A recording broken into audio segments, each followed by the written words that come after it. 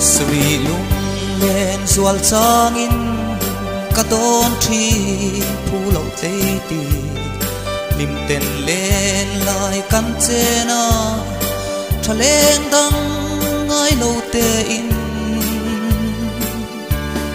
ma se le na khua mun lo le tuan na tla nga tan phang hia ma ngai ber ching mi ton na ching khual kai a lo tul si min han do hon ve thin la e rai ra ria sui lung mol hi ka ma ngai ka thak le le ka lom na min siam thin tu nang lo va te ka suam lul lo rai ra ria sui lung mol hi tra khua ti sei thon mayan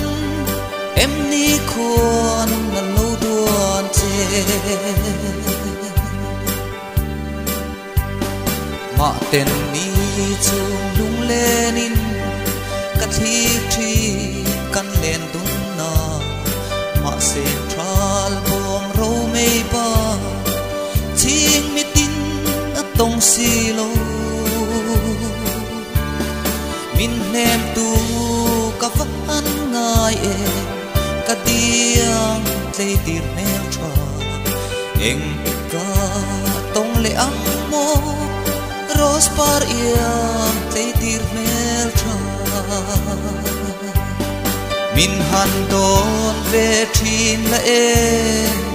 rai ra riang sui lung mol hi ka ma ngai ka thak le le ka lom na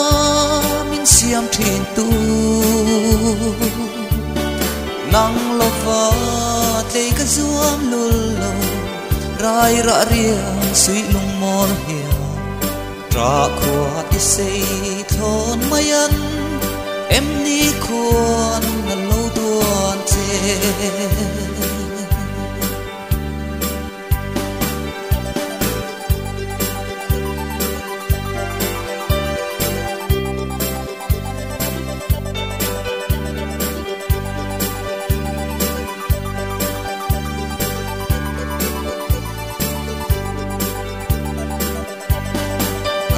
sung ten ita na mur nun na iang zo ve silo kapa ngai na chau parte karon ma chuan e to ma se kapa ngai na sut le tu hia karin om ngai na thiam silo ita chau o ita chau rin om na lal bero se min han do hon ve thin la e rai ra ria sui lung mol hi ka ma ngai ka thak le le ka lom na min siam thin tu